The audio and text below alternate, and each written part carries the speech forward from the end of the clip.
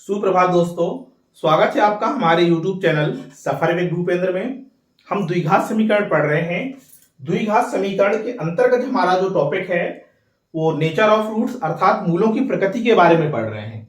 कल की क्लास में हमने मूलों की प्रकृति के बारे में पढ़ा था अर्थात नेचर ऑफ रूट्स के बारे में पढ़ा था। उसी पर आधारित आज की हमारी क्लास होने वाली है। आज की क्लास का हमारा जो पहला सवाल है कुछ इस तरह से है। कह रहा है समीकरण a b minus c into x square plus b c minus a into x plus c a minus b बराबर 0 के मूलों की प्रकृति बताइए। आपको क्या बताना है? मूलों की प्रकृति बताना है। इस प्रकार के क्वेश्चनों को सॉल्व करने के लिए हमने आपको बताया था कि इस प्रकार के क्वेश्चन जहां पे ए बी सी आए तो बड़े आसान तब हो जाते हैं जब आप क्या करें, a का मान, b का मान और c का मान कुछ भी मान लें आप। ठीक, ये आपके ऊपर डिपेंड करेगा कि आप a का मान, b का मान और c का मान क्या मान रहे हैं। चलिए देखते हैं। हम देखिए, हम कुछ भी मान सकते हैं, जो हमारी मर्जी होगी। हमने क्या किया, अपनी तरफ से a का मान 1 माना, b का मान 2 माना और c का मान 3 माना। ऐसा देखिए हम इस वजह से कर रहे हैं, हम चाहते तो बड़ी संख्या भी मान सकते थे, लेकिन प्रॉब्लम कहां क्रिएट होगी। देखिए, जितनी बड़ी संख्या आप मानेंगे उतने बड़े कैलकुलेशन आपको फेस करना पड़ेंगे। तो बेटर यही होगा कि आप छोटी से छोटी संख्या मानिए। जितनी छोटी संख्या मानेंगे उतना ही आसानी से आप सवाल को सॉल्व कर पाएंगे। चलिए देखते हैं। हमने क्या माना, a का मान 1 माना, b का मान 2 माना और c का मान क्या माना, 3 माना। a का मान, b का मान, c का मान, तीनों मानों को उठा के आप समीकरण में रखिए जो समीकरण आपका दिया गया है। समीकरण हमारा ये था a b minus c। a का मान देखिए कुछ 1 था इस तरह से, b का मान था हमारा 2 और c का मान था आपका 3 इंटू एक्स स्क्वायर, कोई दिक्कत नहीं। फिर देखिए प्लस का चिन्ह, b का मान कितना है आपका 2 है, c का मान कितना है 3 है और a का मान कितना है 1 है। इंटू क्या हो जाएगा, x हो जाएगा प्लस c का मान यहां पे आपका 3 रहेगा, a माइनस b, a का मान कितना है 1 है और b का मान कितना है आपका 2 रहेगा, बराबर में क्या आ जाएगा आपका 0 हो जाएगा। जब आप इसे सॉल्व करेंगे तो आप क्या पाएंगे, एक्स स्क्वायर के पदों में क्या पाएंगे, द्विघात समीकरण अर्थात क्वाड्रेटिक इक्वेशन आपको मिल जाएगा। चलिए देखते हैं। जब हमने इसे सॉल्व किया तो हमें ये मिला माइनस का 1 इंटू एक्स स्क्वायर, कोई दिक्कत नहीं। 3 में से 1 जाएगा तो कितना मिलेगा 2, 2 इंटू 2 कितना हो जाएगा आपका 4 एक्स हो जाएगा। चलिए माइनस के 2 में से जब प्लस का 1 जाएगा तो माइनस का 1 बचेगा और ये हो जाएगा कितना, माइनस का 3 बराबर कितना 0। ये आपका x के पदों में क्या मिल गया, द्विघात समीकरण मिल गया। आप चाहें तो अपनी सुविधा के लिए माइनस का गुणा कर सकते हैं। ठीक, तो देखिए जैसे हम माइनस का गुणा करेंगे तो ये हमें मिल जाएगा एक्स स्क्वायर माइनस का 4x और प्लस का कितना आ जाएगा 3 बराबर 0। ये द्विघात समीकरण मिल गया। हमें क्या बताना है, मूलों की प्रकृति बताना है। और मूलों की प्रकृति के बारे में हम तब तक कुछ नहीं कह सकते जब तक हम d का मान ना निकालें। और d बराबर होता है हमारा बी स्क्वायर माइनस 4ac। कहने का मतलब मूलों की प्रकृति के बारे में बताने के लिए हमें विविक्त कर d के पास जाना पड़ेगा। चलिए देखते हैं। d बराबर होता है, d को आप विविक्त कर कहते हैं, इसी को आप डिस्क्रिमिनेंट भी कहते हैं। d बराबर होता है बी स्क्वायर माइनस 4ac। आप इसको निकालिए। चलिए देखते हैं। जब हम d का मान निकालते हैं तो बी स्क्वायर का मतलब हो जाएगा माइनस 4 का square, b square minus 4, a का मान कितना है आपका 1 है और c का मान कितना है आपका, c का मान कितना है आपका 3 और बराबर ये, बस इतना है। जब आप इसे सॉल्व करेंगे ये कितना मिलेगा आपको 16 मिलेगा और ये हो जाएगा 12। तो देखिए d का मान यहां से कितना आया, d का मान यहां से 4 निकल के आया। कितना निकल के आया, 4 निकल के। इसके बाद आप यहां देखिएगा, आपने d का जो मान निकाला अर्थात आपने मान निकाला बी स्क्वायर माइनस 4ac का और बी स्क्वायर माइनस 4ac का मान निकल के आया कितना 4 कैसा है देखिए, 0 से बड़ा है, ये आप जानते हैं। पॉजिटिव वैल्यू है और हर पॉजिटिव वैल्यू 0 से क्या होती है, बड़ी होती है। इसका मतलब d का मान क्या निकल के आया, d ग्रेटर देन 0। जब आप d के मान पे नजर डालेंगे आप ये पाएंगे कि 4 एक ऐसी संख्या है जो क्या है आपकी पूर्ण वर्ग है। आप लिखेंगे कि 4 क्या है आपका पूर्ण वर्ग है, पूर्ण वर्ग है, अर्थात परफेक्ट स्क्वायर है।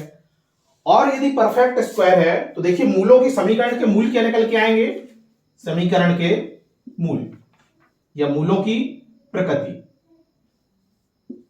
समीकरण के मूल, समीकरण के जो मूलों की प्रकृति होगी, मूल कैसे होंगे आपके, वास्तविक होंगे,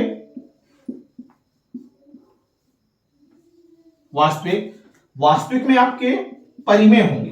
परिमेय आपका परिमेय आपका तब आता है जब क्या हो, परफेक्ट स्क्वायर हो, और साथ ही साथ क्या होंगे आपके, असमान होंगे। दिख रहा होगा,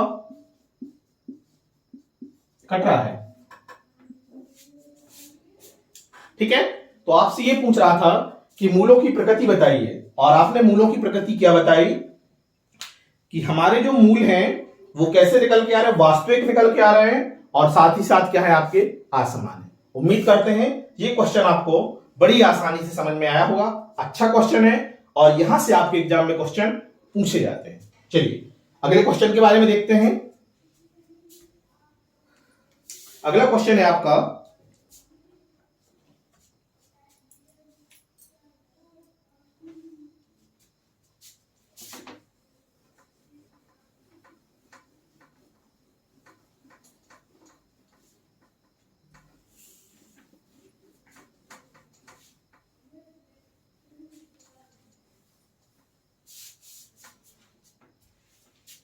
क्वेश्चन है आपका m के किस मान के लिए, m के किस मान के लिए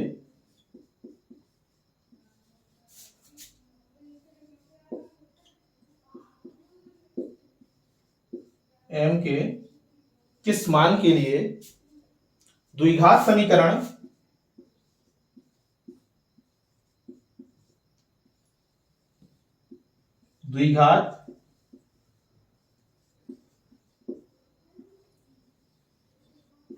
द्विघात समीकरण एक्स स्क्वायर माइनस 2mx, दिख रहा होगा, x square minus 2mx plus 7m minus 12, 7m minus 12 बराबर 0, दिख रहा है, के मूल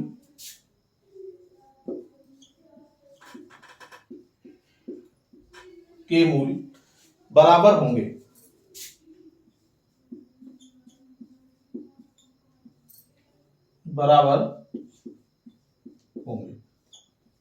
ठीक है। चलिए देखते हैं सवाल को। सवाल है आपका, कह रहा है m के किस मान के लिए, इसका मतलब m का कोई पर्टिकुलर क्या निकल के आएगा, मान निकल के आएगा। स्पष्ट देखिए कह रहा है m के किस मान के लिए, इसका मतलब यही है कि m का क्या निकल के आएगा, कुछ भी मान निकल के आएगा, हो सकता है एक मान निकल के आए, हो सकता है 2 मान निकल के आए। कह रहा है m के किस मान के लिए द्विघात समीकरण, जब द्विघात समीकरण की बात करेगा इसका तो स्पष्ट ही मतलब है कि आपके कितने रूट्स रहेंगे, आपके 2 ही रूट्स रहेंगे। के लिए द्विघात समीकरण x square minus 2mx plus 7m minus 12 बराबर 0 के मूल क्या होंगे, बराबर होंगे। ठीक, सबसे पहले जो द्विघात समीकरण दिया गया उसे आप लिखिए। द्विघात समीकरण है आपका x square minus 2mx plus 7m minus 12 बराबर 0। आप लिखेंगे चूंकि समीकरण के मूल क्या है, बराबर है, चूंकि समीकरण के मूल बराबर है। बराबर को आप समान भी बोल सकते हैं, या बोल सकते हैं समान बोल सकते हैं। यही कंडीशन दे रहा है और जो कंडीशन दे रहा है वही कंडीशन आप लगा दीजिए। कह रहा समीकरण के मूल क्या है, बराबर होंगे। तो आपने देखिए क्या लिखा, द्विघात समीकरण लिखा, और जो द्विघात समीकरण लिखा है आपने कंडीशन लगाई कि क्योंकि समीकरण के मूल क्या है, बराबर है। ये हम नहीं कह रहा है, कौन कह रहा है, सवाल कह रहा है m के किस मान के लिए समीकरण के मूल क्या होंगे, बराबर होंगे। तो हमने लिखा क्योंकि समीकरण के मूल क्या है, बराबर है, और बराबर को ही हम क्या कहते हैं, समान है। दोनों एक ही बात है, कोई दिक्कत नहीं। यदि समीकरण के मूल बराबर होंगे तो देखिए इसका स्पष्ट मतलब है कि d बराबर क्या होगा, 0 होगा। समीकरण के मूल यदि क्या है, बराबर है, समान है, तो d बराबर क्या होगा, 0। और डी बराबर होता है आपका बी स्क्वायर माइनस 4ac बराबर 0। कोई दिक्कत नहीं, इससे आप सॉल्व कर दीजिए। देखिए यदि हम b का मान देखें तो b का मान हमें मिल रहा है कितना, माइनस का 2m, B square minus 4, a का मान कितना है, a का मान 1 है, बी स्क्वायर माइनस 4ac, और c का मान है आपका 7m माइनस 12 बराबर कितना, 0। कोई दिक्कत नहीं, इसे आप सॉल्व करिए। जब आप इसे सॉल्व करेंगे तो ये मिलेगा 4m square minus 4 into 7m minus 12 is equal to कितना, 0। 4 यहां है, 4 यहां है, दोनों तरफ से आप 4 को कॉमन लेके डायरेक्ट बाहर करिए तो देखिए ये मिल जाएगा कुछ इस तरह से। 4 को हमने कॉमन लिया, ये मिला m square minus 7m, minus का अंदर गुणा करिए तो प्लस का 12 ये मिलेगा बराबर कितना, 0। ये 4 0 के बराबर हुआ तो सिर्फ आपको ये मिला m square minus 7m plus कितना, 12 बराबर 0। इतना ही मिलेगा, बिल्कुल इतना ही मिलेगा। ठीक, इसे आप सॉल्व कर लीजिए। जब आप इसे सॉल्व करेंगे तो m के दो मान निकल के आए कुछ इस तरह से। देखिए m स्क्वायर माइनस 7m को आप लिख पाएंगे माइनस का 4m माइनस का 3m प्लस का 12 बराबर क्या, 0। यही था, बिल्कुल। m कॉमन लीजिए आप, यहां से आपने m कॉमन लिया तो m माइनस 4 ये हुआ, माइनस का 3 आपने कॉमन यहां से लिया तो ये मिला m माइनस 4 आपको यहां से मिलेगा बराबर 0 के। तो एक ब्रैकेट में ये मिलेगा m माइनस 4 और दूसरी ब्रैकेट में ये मिलेगा m माइनस 3 बराबर 0। दोनों को आप अलग अलग 0 के बराबर करिए तो ये मिलेगा m माइनस 4 बराबर 0 और यहां से ये हो जाएगा m माइनस 3 बराबर 0। तो यहां से m का मान कितना मिलेगा, 4 मिलेगा, और यहां से m का मान कितना मिलेगा 3 मिलेगा। तो सवाल आपका यही कह रहा था ना कि m के किस मान के लिए समीकरण के मूल बराबर होंगे। तो देखिए या तो m बराबर 4 या m बराबर कितना, 3। m के मान 4 या 3 के लिए समीकरण के मूल क्या रहे होंगे, आपके बराबर रहे होंगे। क्वेश्चन आपका यही कह रहा था कि m के किस मान के लिए समीकरण के मूल बराबर होंगे। तो देखिए आपने बड़ी आसानी से निकाल दिया कि m के दो मान रहे होंगे, या तो 4 रहा होगा या फिर क्या रहा होगा, 3 रहा होगा। ठीक, अर्थात m के 4 और 3 के लिए समीकरण के मूल क्या रहे होंगे, आपके बराबर रहे होंगे। ठीक, तो देखिए अच्छा क्वेश्चन है ये। क्वेश्चन भी आपके मूलों की प्रकृति पर ही आधारित है। इस पर आधारित है, मूलों की प्रकृति अर्थात नेचर ऑफ रूट्स पर आधारित है। सिर्फ क्या है, पूछने का तरीका उसने बदला है, थोड़ा सा उसने कंडीशन बताया कि m के किस मान के लिए समीकरण के मूल बराबर हुए। तो देखिए उसने कहा समीकरण के मूल बराबर है, तो हमने क्या किया, अपनी तरफ से समीकरण के मूल की कंडीशन लगा दी। समीकरण के मूल बराबर हैं, वही हमने क्या कर दी, कंडीशन फॉलो कर दी, और जैसे हम उसी को सॉल्व करते हुए आगे की ओर बढ़े तो हमें m के क्या मिल गए, मान मिल गए। उम्मीद करते हैं आज की क्लास आपको पसंद आई होगी। यदि हमारी वीडियो आपको पसंद आ रहे हो तो आप हमारे YouTube channel suffer with Bhupendra को लाइक करिए, शेयर करिए और सब्सक्राइब करिए, और जुड़े रहिए हमारे YouTube channel suffer with Bhupendra के साथ। आज यहीं तक, इसके बाद मिलते हैं कल नेक्स्ट अगले वीडियो में। तब तक के लिए थैंक यू।